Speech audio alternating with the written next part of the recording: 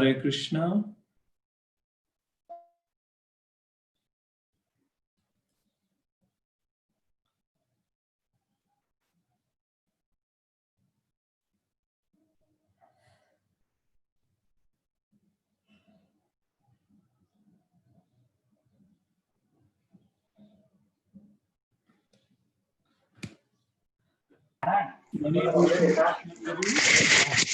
Hare Krishna, Prabhuji.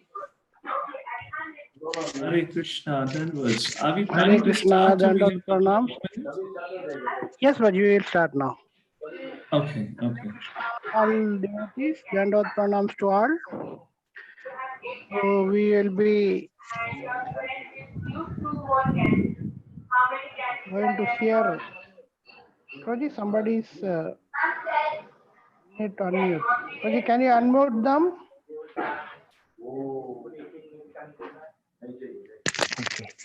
Hare Krishna, we are very fortunate to have His Grace Madan Sundar Prabhuji from Voice Pune, and Prabhuji is director of Evolve. Maybe some of you maybe heard about Evolve.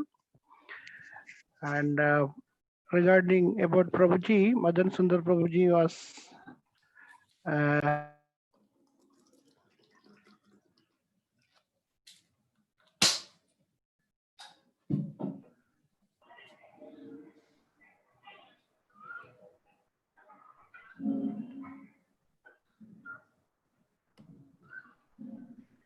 Hare Manibhushan Prabhu. Hare Krishna. Yeah, I think Manibhushan Prabhu. Everybody can hear me? Yes, Prabhu, we can hear. We can hear. Yeah, so, okay, yeah. Yeah, so let me also contribute. I mean, I think Manibhushan Prabhu. So he's done his electric engineering from the Ohio State University, US. He's got a prestigious award in the Employee Excellence. So then he got attracted to Bhagavad Gita and he dedicated his life for serving Prabhupada when he came to India in 2012. And Evolve Group is basically more into corporate preaching to teachers. They engage teachers and friends along. And I'll tell you, I mean, it's an amazing way. I mean, the feedback from devotees who have attended his classes and his way of presentation. I mean, we are very fortunate to have him with us. So thank you so much, Prabhu, for accepting our invitation while you are busy with so many things. So over to you, Prabhuji, to take it ahead. Thank you, Suna Hari Prabhu, and thank you, Manibhushan Krishna Prabhu. Hare Krishna, everyone.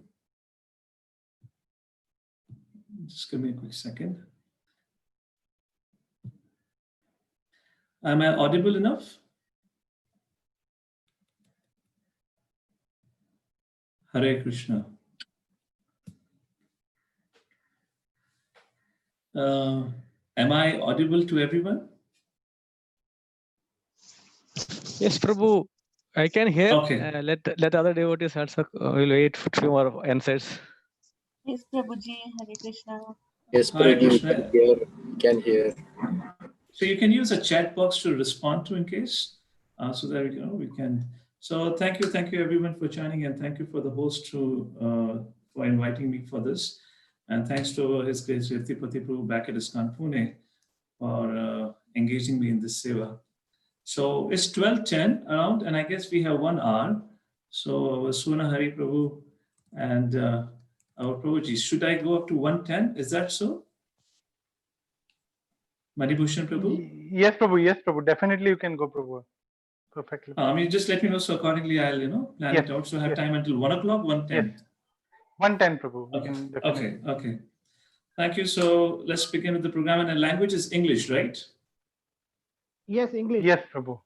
Okay, thank you. Prabhuji, everybody heard about his introduction? Yes, yes, Manibhushan Prabhu. I concluded along with that introduction. Okay, because I missed out. I was telling, but I think my voice is not clear or something. I mean, I can just give my one line introduction. There's nothing much to worry about. if anybody is not here, I can repeat it again. I No, think I no, thought Prabhuji, don't do it. I'll just say, I'm trying to be a servant of servants, so please all of you bless me. And Hare Krishna. that's my enough introduction to begin the program.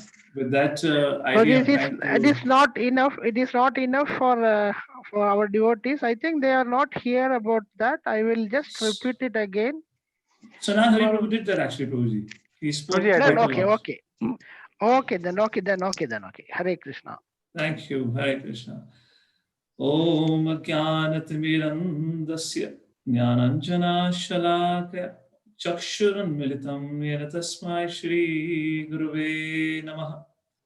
Nama Om Vishnupadaya Krishna Prishtaya Bhutale Srimate Bhakti Vedanta Swami Niti Namine Namaste Saraswate Deve Gauravani Pracharine Nirvishesh Shunyavadi Pashatai Deshatarine Jai Shri Krishna Chaitanya Prabhu Nityananda Shri Advaita Gadadhar Shivasadi Gau Bhaktivinoda Hare Krishna Krishna Krishna Hare Hare Hare Ram Ram Ram Hare Hare.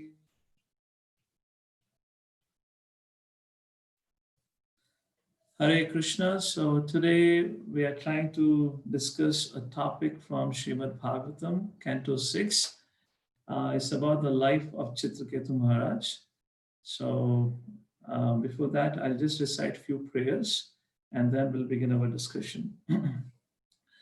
Om Namo Bhagavate Vasudevaya. Om Namo Bhagavate Vasudevaya. Om Namo Bhagavate Vasudevaya. Narayanam Namaskritya Naram Chaiva Narottamam Devim Saraswatim Vyasam Tato Jayam Mudirayat Nashtaprayeshu Bhadreshu Nityam Bhagavata Sevaya Bhagavati Uttama Shloke Bhakti Bhavati Neshtaki Krishnaya Vasudevaya Devaki Nandanaya Cha Nanda Gopa Kumaraya Govindaya Namo Namaha. Hare Krishna, everyone. Can we just everyone mute themselves or?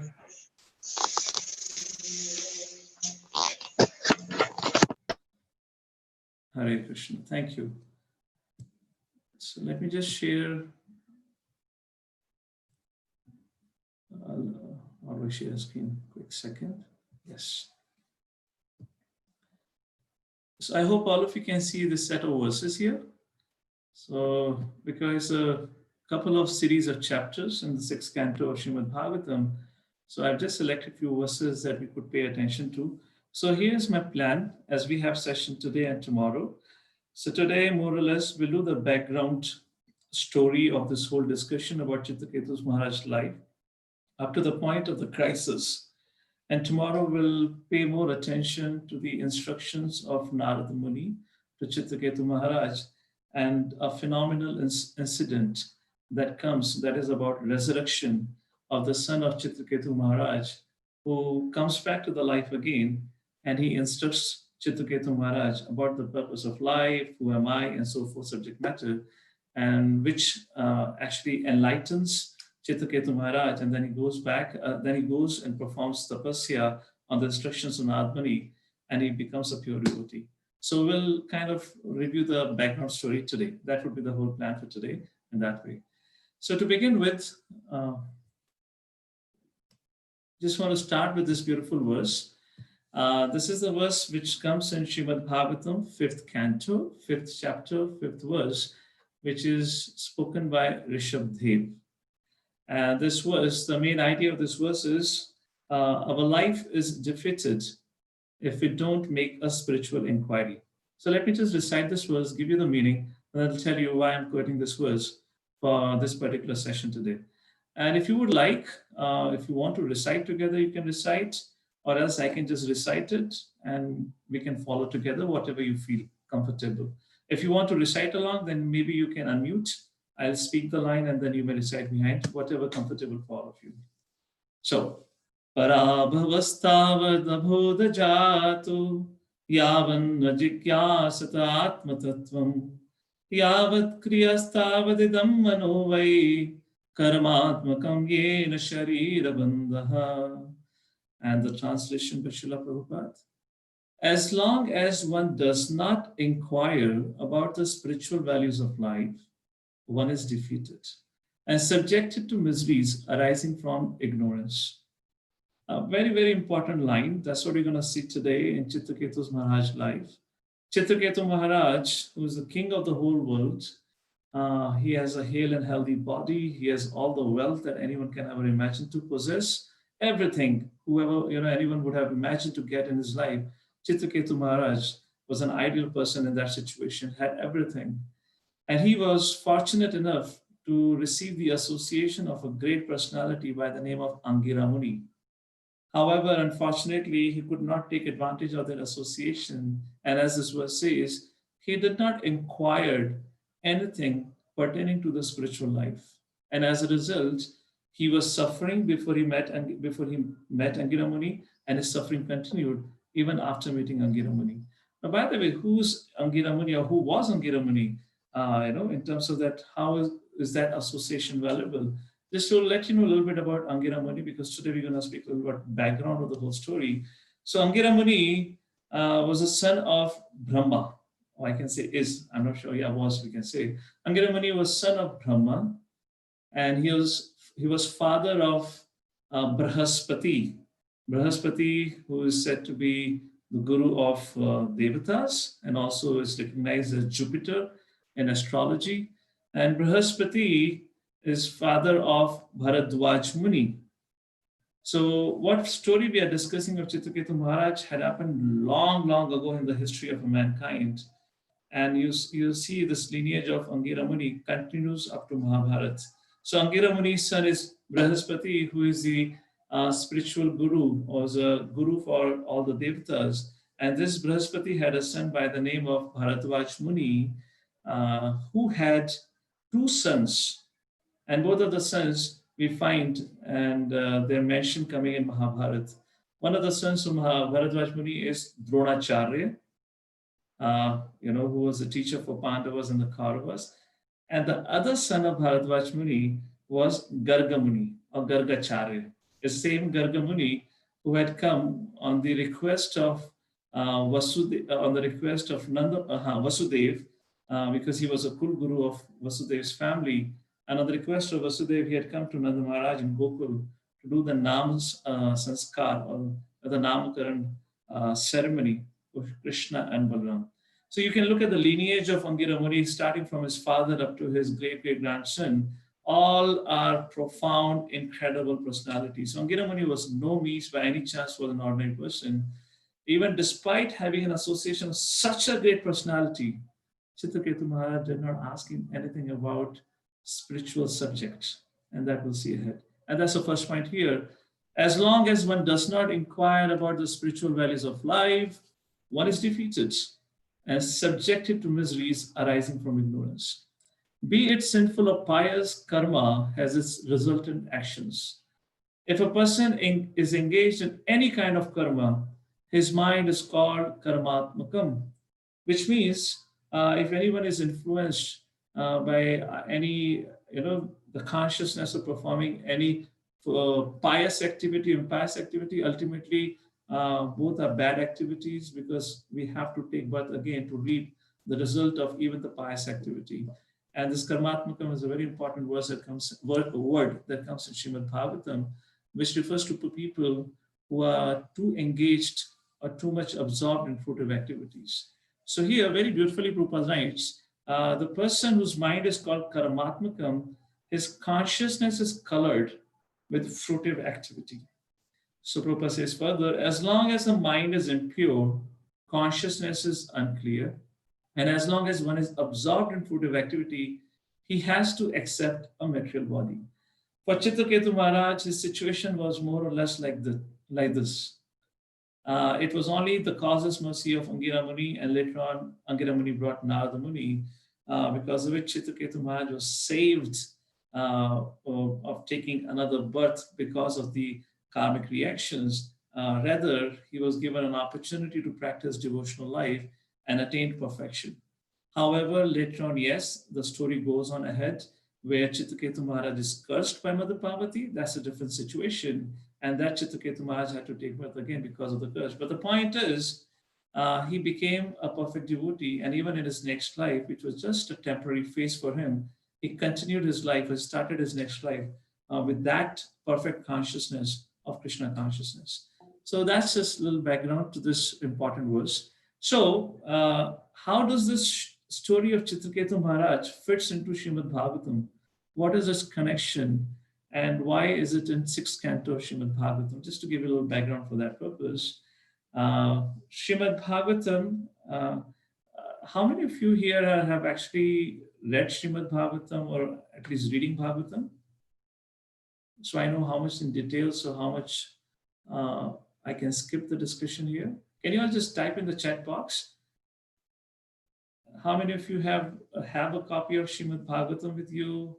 And if most of you, if you have read Srimad Bhagavatam or if you're reading particular canto, can you please use the chat box to just write an answer?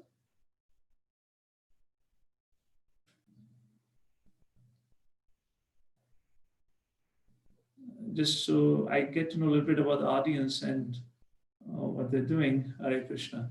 Okay, so you're taking your time. You may take your time to write down. So there are 10 subject matters in Srimad Bhagavatam, starting from the 3rd canto. So this is a very important verse that talks about it. Atra sarga visargascha sthanam poshanamutaya manvantara shanukatha nirodho muktirashraya. So we are right now discussing about the point that how does the story of Citraketu Maharaj fits into the discussion of Srimad Bhagavatam and why it comes in 6th canto of Srimad Bhagavatam particularly. So here are the 10 subject matters, starting with Sarga, Visarga, Sthanam, Poshanam. So I'm not going to go into details of each of the subject matter.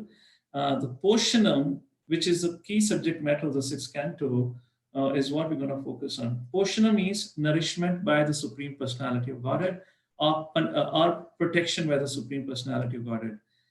Even in situations when a devotee have incidentally or accidentally have transgressed religious principles, still Lord is there to protect that devotee. And Bhagavad Gita, there's a very beautiful verse that Lord Krishna says, even if somebody has performed devotional service, even for a fraction of a time, he will be protected from the greatest danger. Anyone remembers that shloka from Bhagavad Gita, or any idea which part of Bhagavad Gita? Yes, thank you. That's the second chapter, 40th verse. Neha vikramanashvasi pratyavayana vidyate. I would say more or less this whole 6th canto is kind of a discussion and elaboration on this particular very important verse of Bhagavad Gita, and we have dozens of case studies, beginning with Ajamil.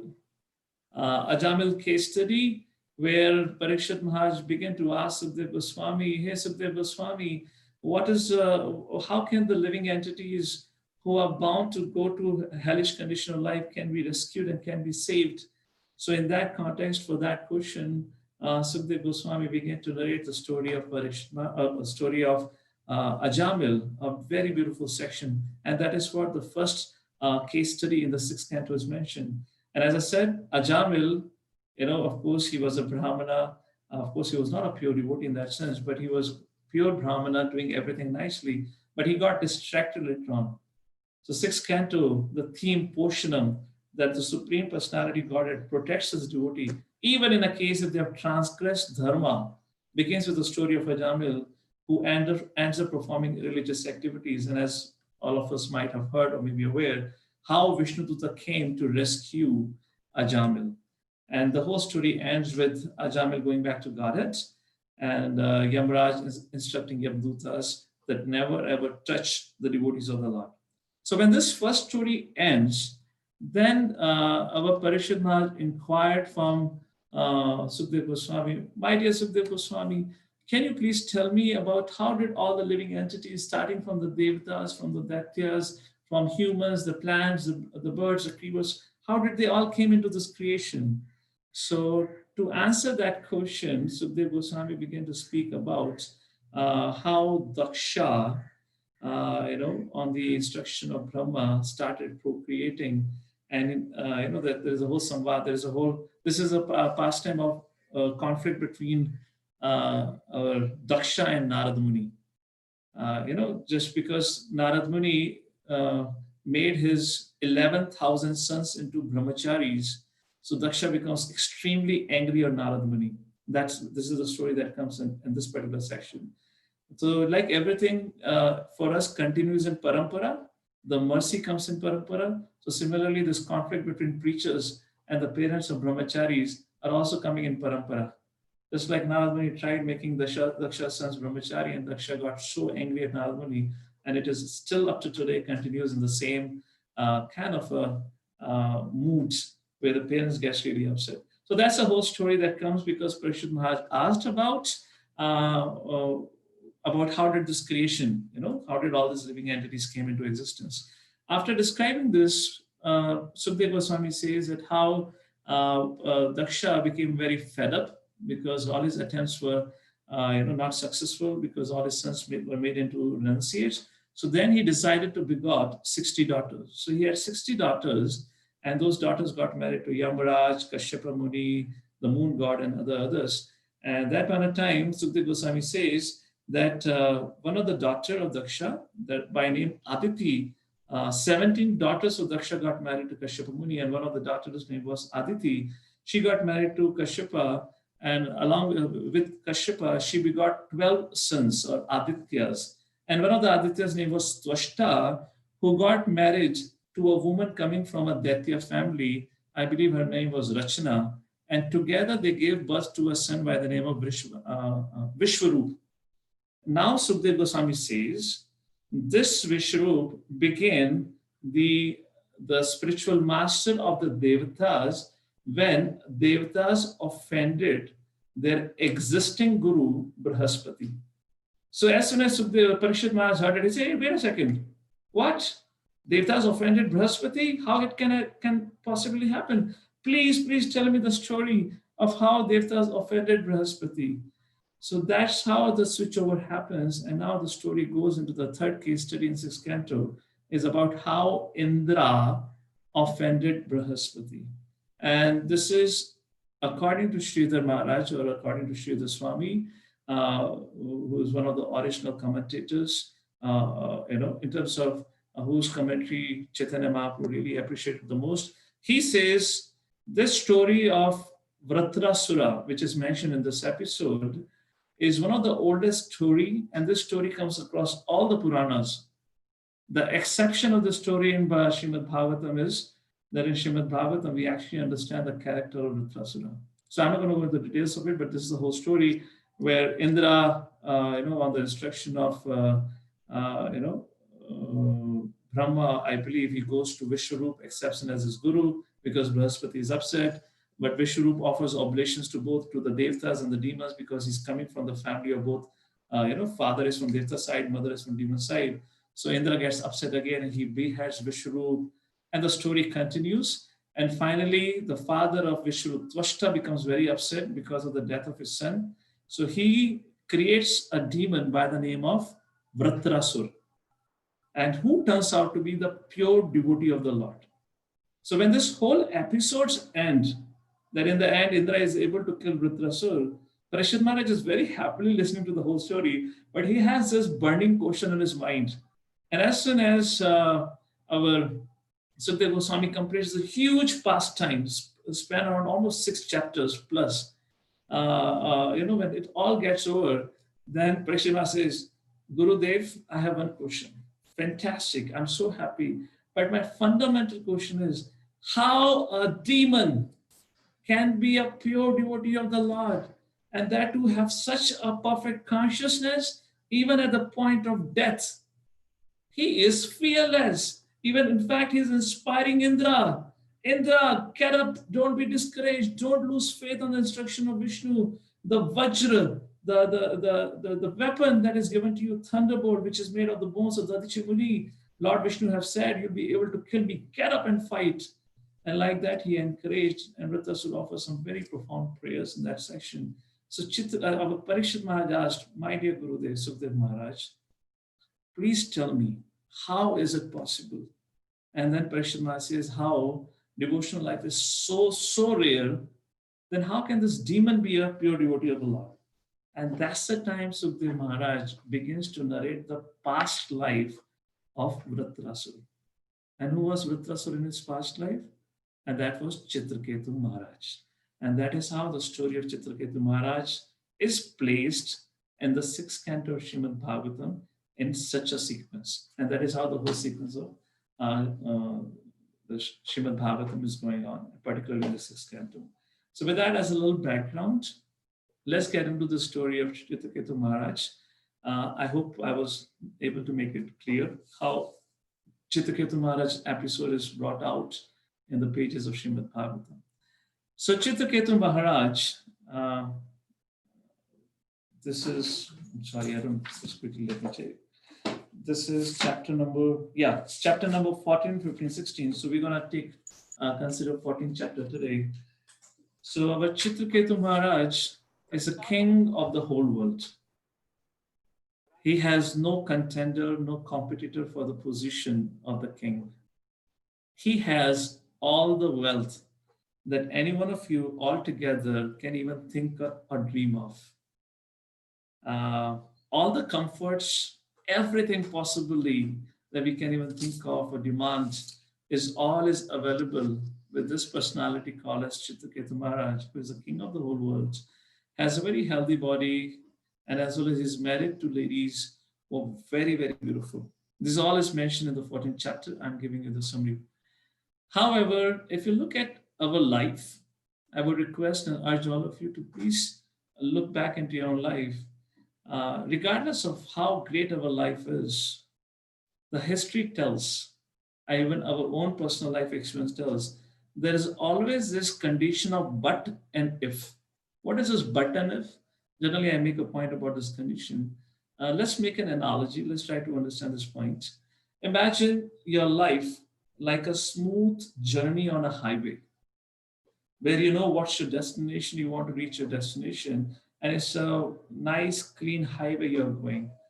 But generally, our life in this world is not like that. Although we may be traveling on a highway where everything seems perfect, no disturbance, whatever we wanted, we have got in our life. But once in a while, or maybe quite often, we see, imagine you're traveling on a highway, and suddenly to your surprise, you see a signboard, the road under construction. You cannot proceed, please take a detour. You're forced to take a detour, and when you take a detour, you kind of don't know where you're heading. How do you come back onto the track? It becomes very difficult. And that is what I'm referring to, but or the if condition, which means despite having everything that we want, there is something which always keeps on troubling us in our life, whoever we are for that reason.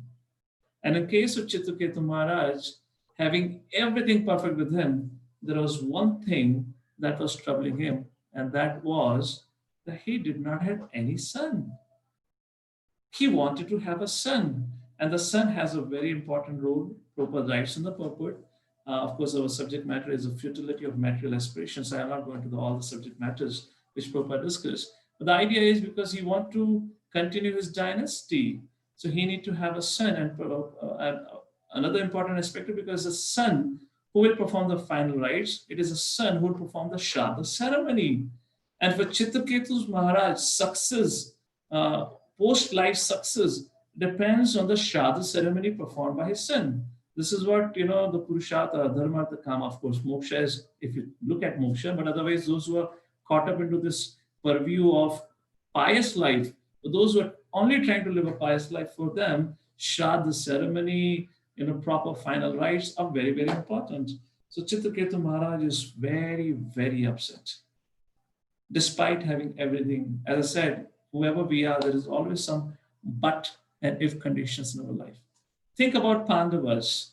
Just to give you another example, Pandavas struggled in their life for a long time. Finally, they were given Khandaprast, which later on was renamed as Indraprast, and the Mayadana built an incredible, the most fabulous assembly hall in the whole creation, which was known as Maya Sabha.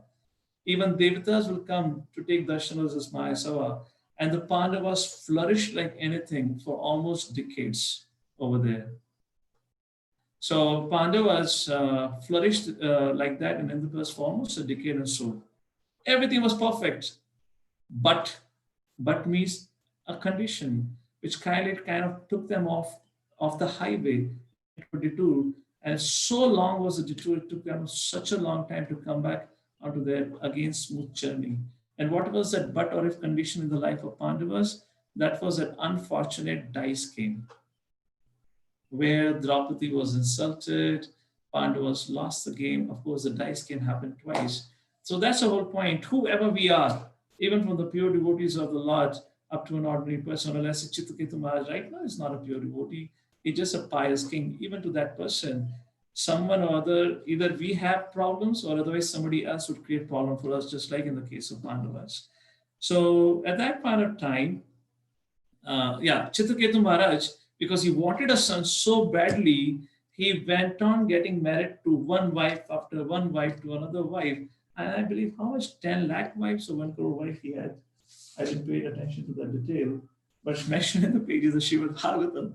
He had a huge number of wives. Why? Because he was so desperately wanted to have a son, yet it was probably not in his destiny.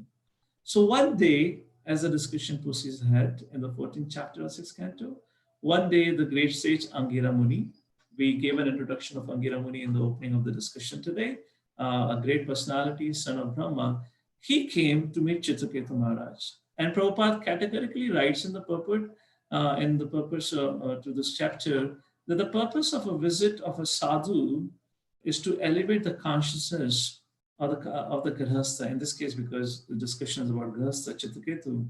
So Angira Muni came to give him spiritual knowledge, but Angira Muni, when he came and when he saw the situation of Citraketu Maharaj, he decided not to speak to him about that. Why he didn't do so, that we'll discuss in some time, maybe today or else tomorrow. So Citraketu, Angira Muni, first of all, began to discuss about him, about his, if he's following the principles of dharma, is he able to take care of the subject, is he happy or not, everything.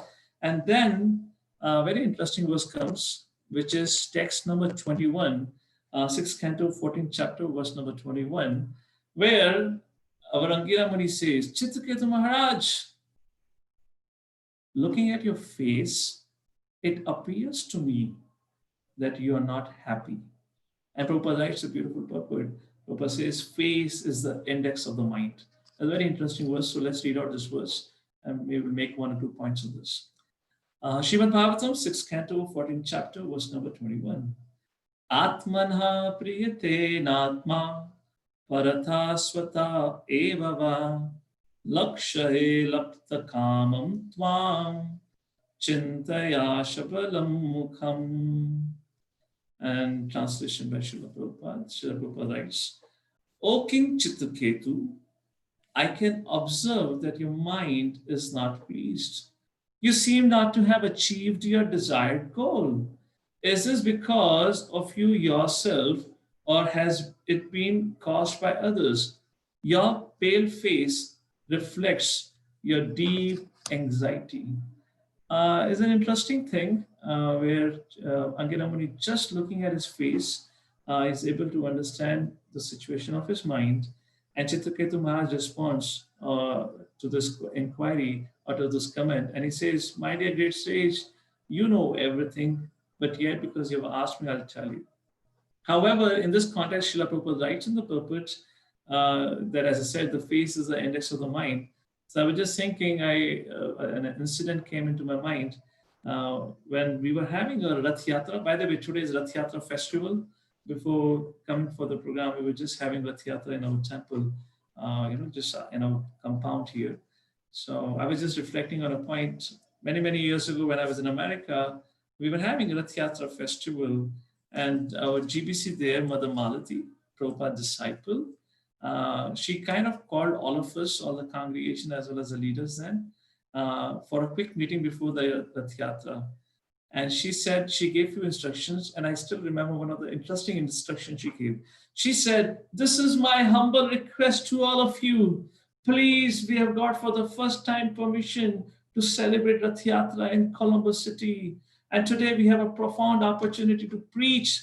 So my humble request," and all this while I'm thinking maybe she's going to say that catch people, talk to them about Bhagavad or distribute prashadam, or tell them how to chant. But she said something very profound and interesting. She said, "So my humble request to all of you is, please keep a smiling face." She said, "Please, we have a best opportunity to preach today. So my humble request to all of you, please have a smiling face. Don't keep a grumpy face or a sad face." So when I was reading this point, I was reflecting on that incident, that actually preaching is not always about what we speak or how we speak. It's also about how we behave, or in other words, happy devotee, I would say, is the best gift to the society. People become automatically interested if they find somebody is happy. So they're curious to know, why you're happy and what's the reason for source of your happiness. So here in this case, our Citraketu Maharaj is unfortunately unhappy. And so Angina Muni asks, and Citraketu Maharaj says, "My dear great sage, you have sensed it rightly. Yes, I'm very upset. I'm very sad. I'm not able to sleep in the night. I have everything, but I have only one problem." Angina Muni said, "Yes, what's your problem?" "I don't have a son. Can you please help me?" Angina Muni said, "Yes, I can help you." And then he gave him a fruit, which is said fruit or a sweet rice. That's details in that. So he said, "Please give it to your, this is verse number 28. Please give it to your senior-most wife." Text number 28 from this chapter. Jeshta Shrestha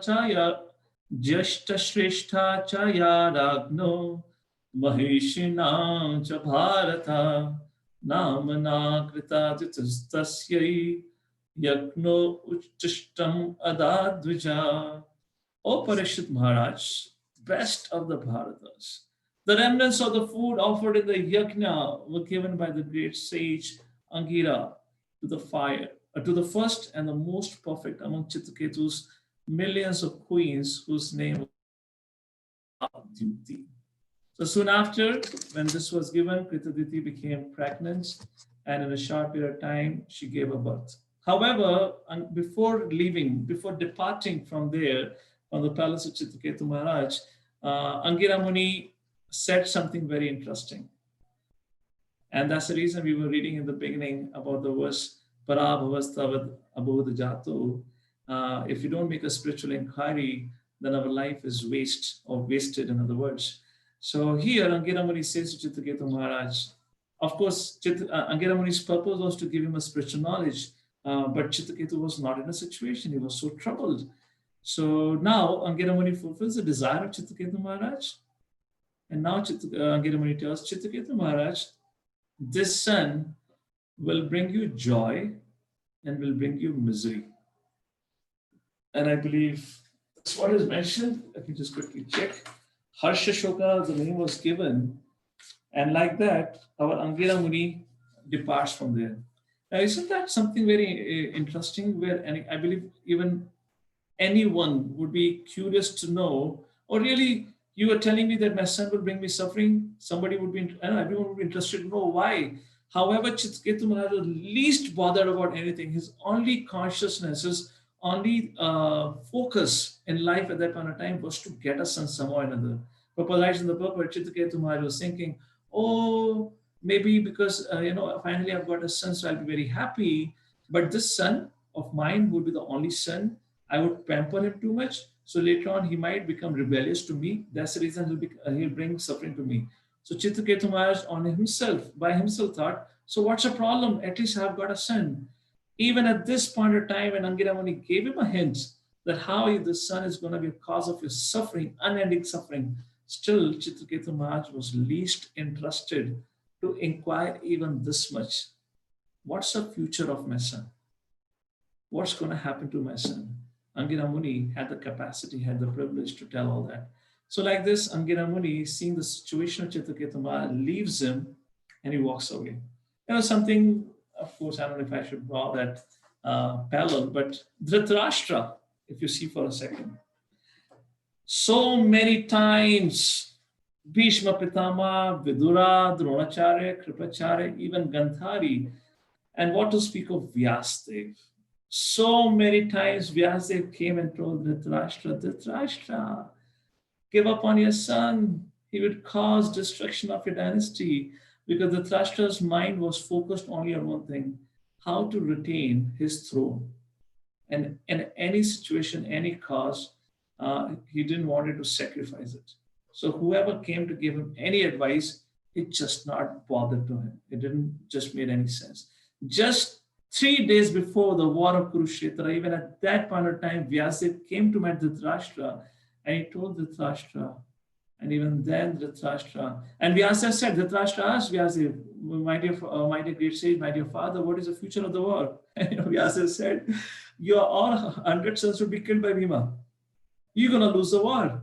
The whole Kaurava dynasty will be destroyed. And then Vyasadeva said, so Dhritarashtra, do you want me to give you the vision so you can see the war? And you know what Dhritarashtra said? Oh, what will I do with the vision, with the eyesight, if I have to see the destruction of my own man? Let me not get it.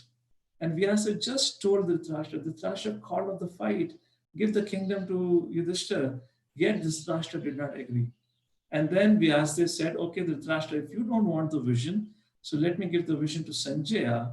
So Sanjaya can give you the live commentary of the cricket match. I mean to say, the fight of cricket match, in the sense, because that was the most prominent thing in those days, a war between the Kshatriyas. So you can see the live scenario, what happens. Yet Dhritarashtra was unfazed, unchanged. Something similar, not so bad, but something similar here in that context, that Citraketu Maharaj is least bothered. What's going to happen? He's going to be cause of my suffering, so be it. Mere ko bacha mila to say, I finally got a son. Fantastic. So like this, things begins to happen. Another point here, warned yet did not inquire about why would I suffer. So like in Bhagavad Gita, 2nd chapter, 44th verse, Krishna says, Bhoga Aishwarya Prasaptana Taya Apara Chetasam Vaivasayatmika Buddhi Samadho Na Vidiyate. Jiska man, whose consciousness is too much caught up into material things or material aspirations, that person can never ever become steadfast on the path of bhakti or devotion service. So that's what more or less happened in the case of Citraketu Maharaj. So moving ahead, Citraketu Maharaj finally gets his son. So please imagine, you put yourself into a situation. Let's say you had a desire from your childhood to own a Mercedes-Benz. And finally, after waiting for 30, 35 years in your life, you have earned enough where you're able to purchase a Mercedes-Benz. Can you please tell me what will happen if after such a long wait, after such a hard work, where you had to really, really work very hard to earn enough so that you can buy your dream vehicle or dream car, Mercedes-Benz, what would happen to you? What would be your state of consciousness then? Any thoughts? And something like happened to Citraketu Maharaj. It is not that Citraketu Maharaj got his son, so he was liberated. Okay, finally I got a son, enough. Okay, Hare Krishna, I can take off. No. After such a long time, his desire is fulfilled. It's but an obvious, somebody has, yes, let's see what you have written. Okay, you'll be happy, all right, happy. What else? What would happen actually if you get happy? Is definitely sure. We all would be happy. Hey, I got the car.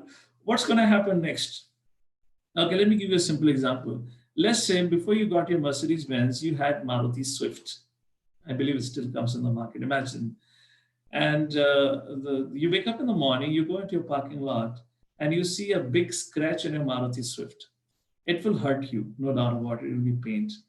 But imagine you go the next morning into the same garage, and you have your new Mercedes-Benz parked there, and now you see a scratch, maybe not as big as you saw on your Maruti Swift, maybe a smaller one, but you still see a scratch on the Mercedes-Benz. What's going to happen to you? are you going to become extremely angry, disturbed in comparison to your response to Maruti Swift? Yes or no? How dare somebody cause this crash to my Mercedes-Benz? Maybe you may not be that disturbed in the case of Maruti Swift, but for a Mercedes-Benz, because you had waited to acquire or possess that vehicle for all your life. You have worked so hard. Please understand, Citraketu Maharaj got married to hundreds and thousands and lakhs of ladies just to beget a son. And finally, he have got a son. And the point is that Gopal brings out here that he became very, very attached. And the nature of that attachment, when you become attached to the object that the object of your attachment, in other words, the nature of a mind is such, we begin to neglect everything else. Again, give an example, same example, Maruti Swift and Mercedes-Benz. Because Maruti, of course, Maruti Swift you might have used for a long time, but Mercedes-Benz is a very important thing. You tend to not pay much attention to Maruti Swift as compared to Mercedes-Benz. I don't know, it's a little gross example, but something like this happened in Citraketu Maharaj's life, because now Kritadyuti have given him the son. So now Citraketu Maharaj becomes completely, apathetic, I would say, completely detached. And he neglects all his other wives. And for him, the center of life is his son, Harshashoka, and his wife, Kritadyuti. Because of her, he got his desire fulfilled. And now he doesn't want to even look at his other wives. And because of which, the other wife becomes very, very upset. So just a quick point here. About the, it's just a slight point, but about the material happiness in this world.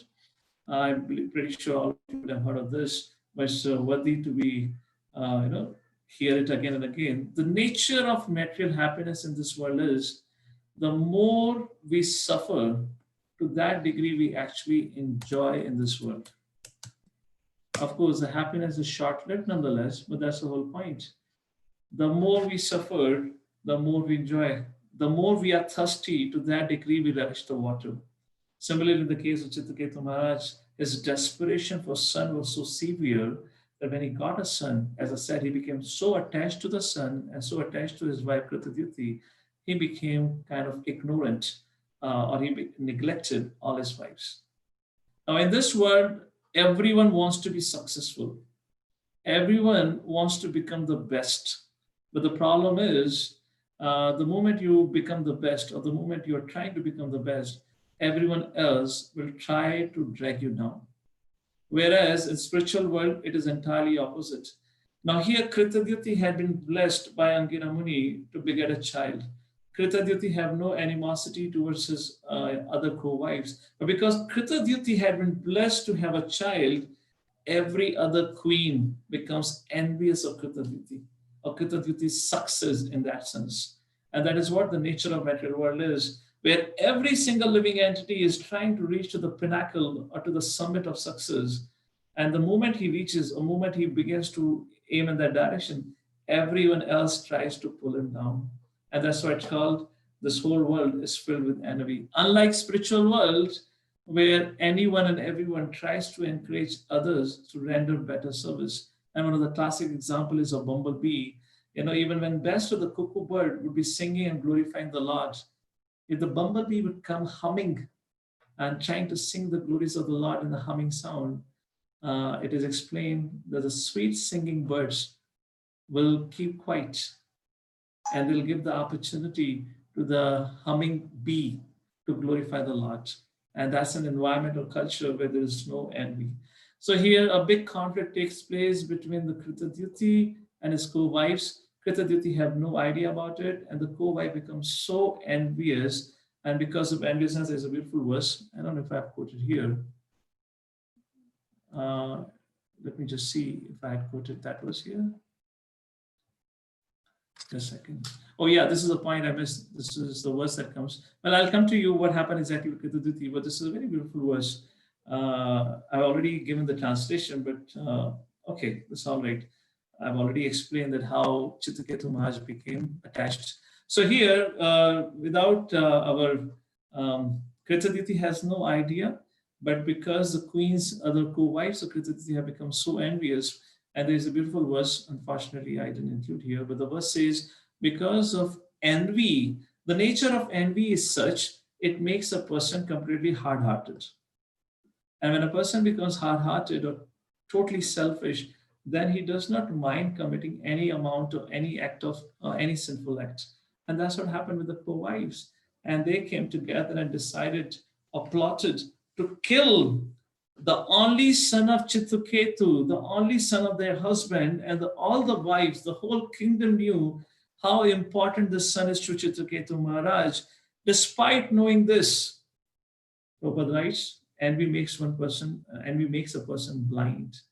And like that, this queens, the co-wives of Kritaditi, one day fed poison to the Harsha Shoka and killed the son of Kritaditi and Citraketu Maharaj.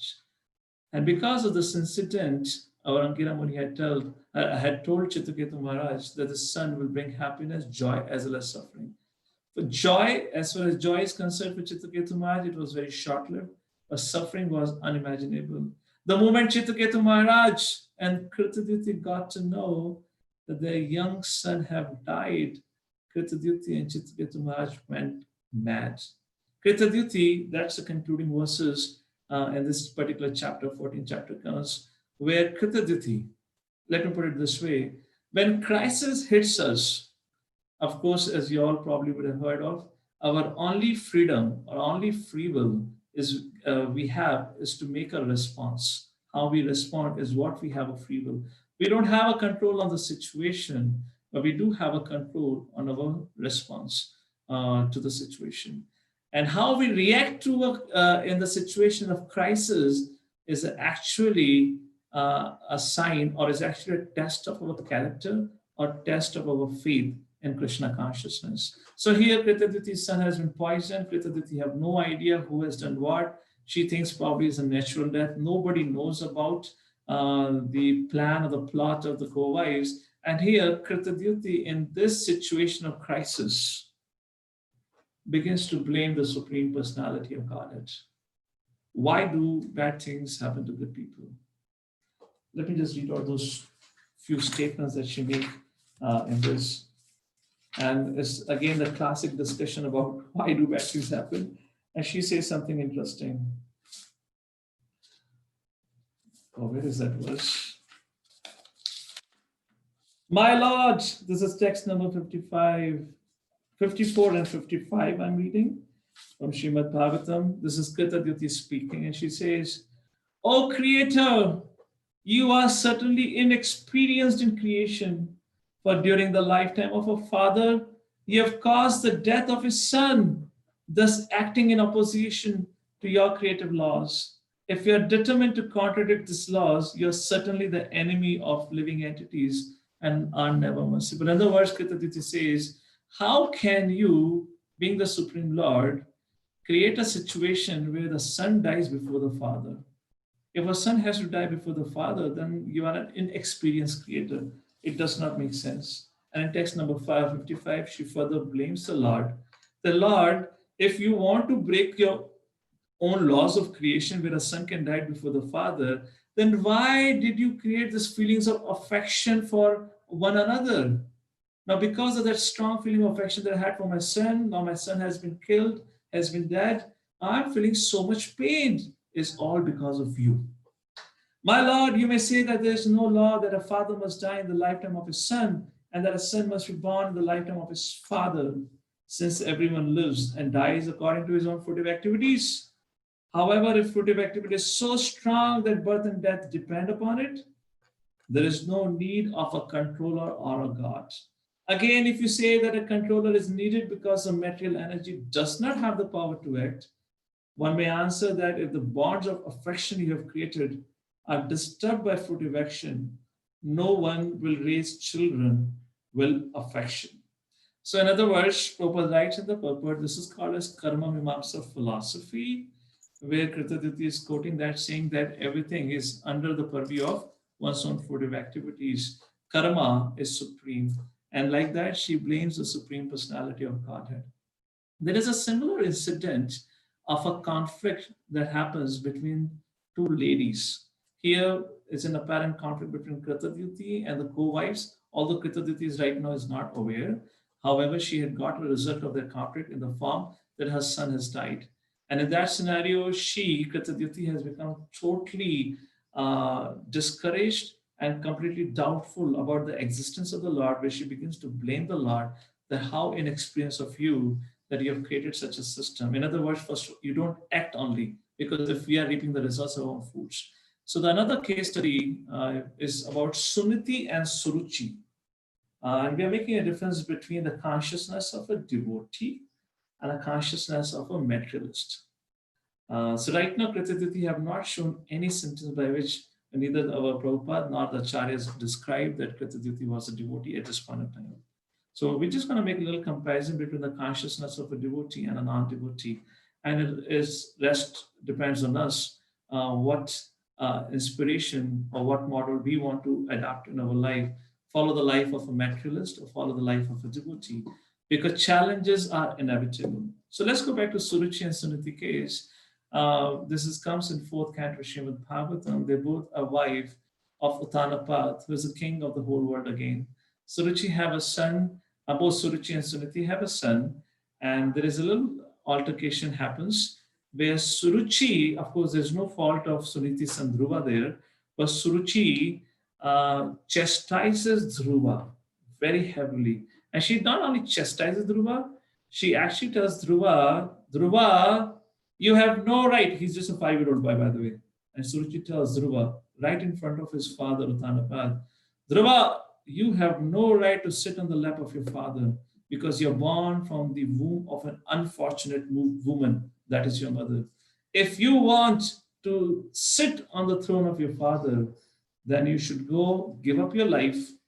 First of all, go worship the Supreme Personality of Godhead. If he's pleased with you, then he may bless you to take birth from your womb. Then give up your life. And in next life, if you take birth from my womb, then you will become fortunate. It's a very, very serious comment that Suruchi made to a 5-year-old boy. Insulted the boy, indicated the boy to commit suicide, and third, told that your mother is a most unfortunate woman. Now here, Dhruva comes running to Suniti. Let's just a little pause. Now, Kritadyuti have lost her son. A very painful situation indeed. Suniti had not lost her son, but she has been insulted. Her son has been greatly insulted, and Suniti's husband and Dhruva's father have kept quiet all through the time, as Suruchi said. Here, Suniti is totally helpless, and she tells Dhruva, Dhruva, I'm totally helpless, I cannot help you. Now here, Suniti also had an opportunity to give a response, saying that, my dear Lord, what have you done? Why have you created a situation like this? I'm so helpless. What's wrong I have done that you're causing me so much suffering? Why don't you help me? She also had all the reasons to complain, find faults. Just like Kritadyuti is saying. Very interesting in the case of Suniti, she did not find fault with anyone. She said to Dhruva, Dhruva, what Suruchi said is indeed correct. I am an unfortunate woman. Why? Because your father does not love me. And you know what Suniti said? And this is one of the favorite verses from 4th canto. Tameva vassashraya bhartya vassalam mukshubhi mritya padavjapadhitam ananya bhave nijadharma bhavite Manastvasthapya vajasva purusham Tameva vassa ashraya bhratya vassalam. My dear Dhruva, please go and take shelter of the Supreme Personality of Godhead, who is very kind to his devotees, and he only can help you in this situation of crisis. And there is a verse that comes prior to this, where Suniti says, my dear Dhruva, don't be envious of anyone. So what's the context of comparison between Suniti and, for that reason, Kritadyuti that I'm trying to bring out here? Now, Suniti here is not becoming doubtful about the grace or the mercy of the Lord. And in fact, she is rather saying to her son, yes, let's revolt against our father, your father, my husband will take a revenge. We have to do our best to bring a person, to set him right. He cannot do this great injustice to us. So Riti says, we have to take shelter of the Lord. And she directs her son Dhruva to take shelter of the Lord. And look what happened. Dhruva, by the grace of Narad Muni, went on and he had a darshan of the Supreme Personality of Godhead. And later on, when Dhruva came back, everything was reconciled. Suruchi realized her mistake, Uttanapad realized her mistake. And here, if you see in the case of Kritadyuti, who is apparently, yes, she's one of the senior most queens of Citraketu Maharaj, but maybe a pious lady, but not definitely a Krishna conscious or a spiritualist, because of which she has entirely gone into the mode of complaining and fault finding. And right now she's complaining the Supreme Personality of Godhead. Rather, she's blaming him for immaturity because her son have died prematurely. And that is the whole point about it. If somebody who is not learned in Krishna consciousness or the science of spirituality, whoever, how great that person be, when challenges hit that person cannot really understand how to respond to it. And by default, the nature of every individual in this world is to react in a very aggressive and a blaming mode. And that's what Kritadyuti said. And that's the reason Prahlad Maharaj in 5th canto, 18th chapter, 12th verse, makes a very beautiful verse, where he says, if somebody is not a devotee of the Lord, even if he is as great as a king of the whole world, he may be a great leader, pious king, or a great wife, still those people cannot be trusted because they live their life based on what their mind says. In fact, if there is somebody who's a devotee of the Lord, regardless of his material situation, that person attracts all the wonderful qualities of all the devatas. And that person is the most trustworthy person.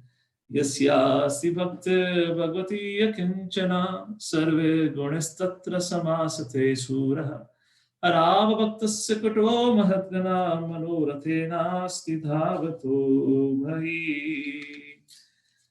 In other words, if someone takes to Krishna consciousness, someone takes to spiritual life, then by default, he or she attracts all the good qualities. And the classic example is of Suniti. And if not, even if somebody has best of material skills and qualification, manorathena stidhavato bhai, that person is sitting on the chariot of his mind, is wandering all over the place, but nothing good can be expected from him. All his material skills and possessions are of no use. So in today's discussion, of course, tomorrow when we discuss ahead what happens is Citraketu Maharaj continues to lament, they cry, cry, cry. And then Narad Muni, Angira Muni brings Narad Muni along with him. So now finally they instruct Citraketu Maharaj.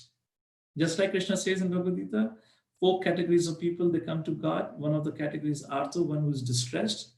Now Citraketu Maharaj distress is a little different than distress that he had before when Angira Muni met him.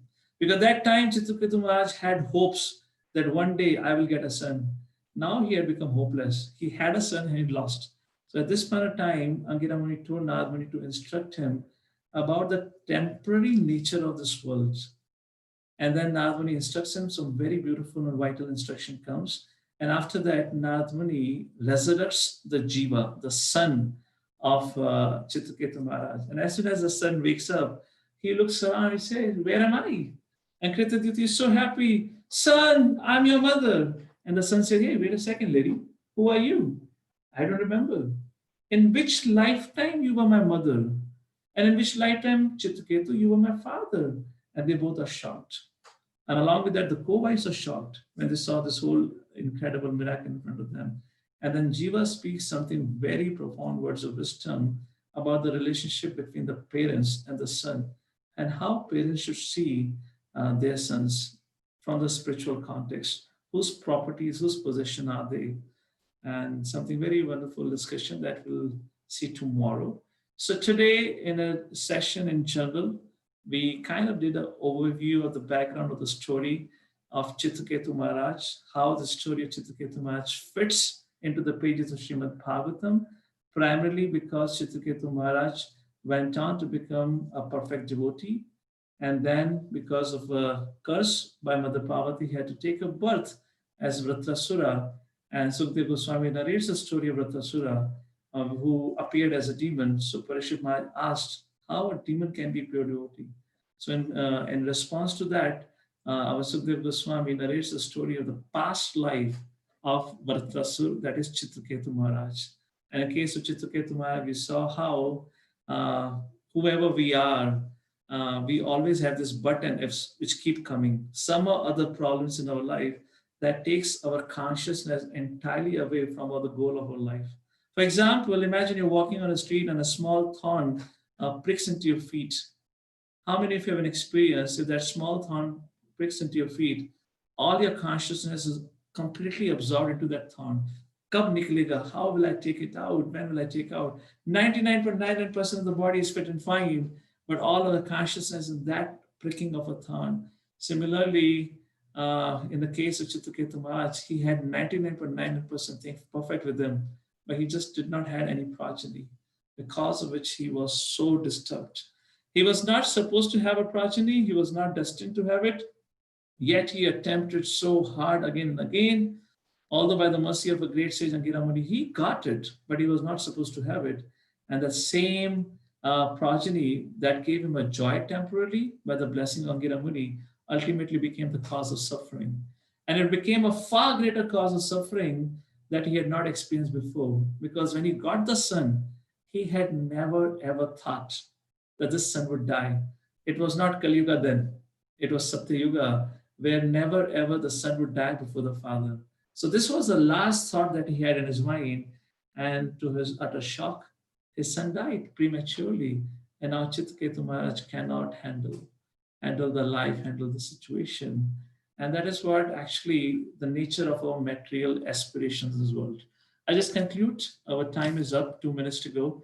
This one last incident, which I was recently reading about, of a young man coming from a simple town in India, went on to study in IIT Kharagpur, graduated with an excellent score, went to America, did master's degree there, got a high-paying job in a company in America, got married to a beautiful wife, had a son or a daughter, I don't know, son or daughter, whoever.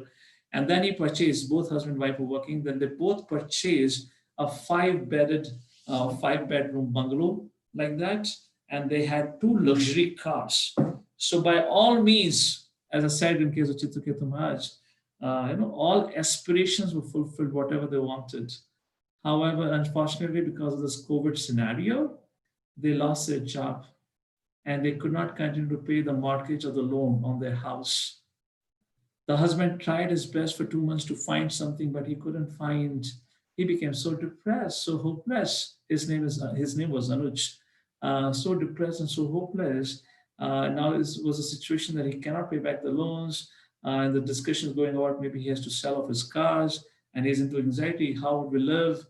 Because we're used to such a luxurious, comfortable life and so forth. And the situation became so worse that he killed his wife, killed his daughter, and he killed himself. I mean, by killing, I mean not like a violent act of killing, but probably through some sleeping pills or some medicines, fed the drugs to his wife and a young daughter and to himself, and died. And the next day, the neighbors found all 3 of them dead. Why? Because they just could not handle one but and if condition in their life, a critical or the challenging situation. It's not that the situation was supposed to be there forever. Later on, someday he would have found a job, but because they had no idea that there is something more to life that we know of, there is something called as a spiritual life. There's something called a spirit. There is something called a supreme personality or Godhead. Because of complete ignorance of these realities, such a wonderful couple in one sense, highly educated, had a great opportunity to contribute to the society or one's own life. They prematurely committed suicide because they could not accept the failure, because they had no other alternative or no other understanding of life. So that's and in essence is the nature of material aspiration. Even if this couple, Anuj, his wife and daughter, would have not lost a job, would have successfully lived all through the life. But as Srila Prabhupada explains, at the time of death, everything would have been taken nonetheless from them. And that's the reason our material aspirations without Krishna consciousness ultimately are futile. With that, I pause here. We'll continue this discussion tomorrow. Thank you. Srila Prabhupada ki jai. Srimad Bhagavatam ki jai. Hare Krishna. Hare Krishna Prabhuji. Thank you very much for such a wonderful class. Hope everybody was immersed in that Bhagavatam class. Anybody having any questions? One or two questions we can take today.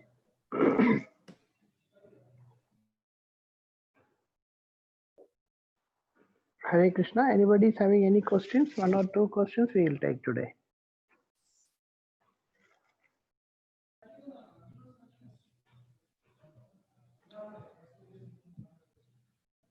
Sundar Hari Prabhu, you want to ask?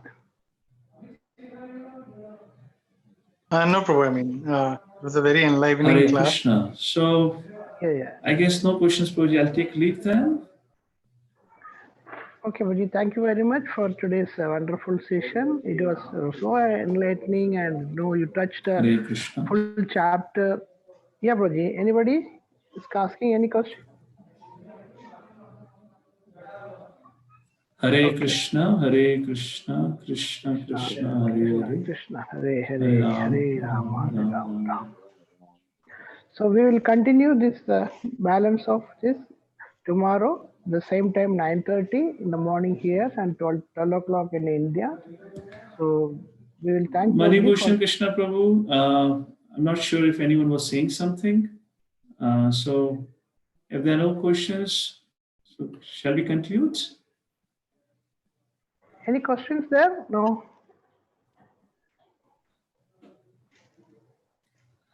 So thank you so much. Ramakant Prabhu, you are planning to ask any question? No, Prabhu. Well, no, the class was very interesting and enlivening. So I just wanted to give this thing only. It was very. Okay. I desperately waiting for tomorrow's class, Prabhuji.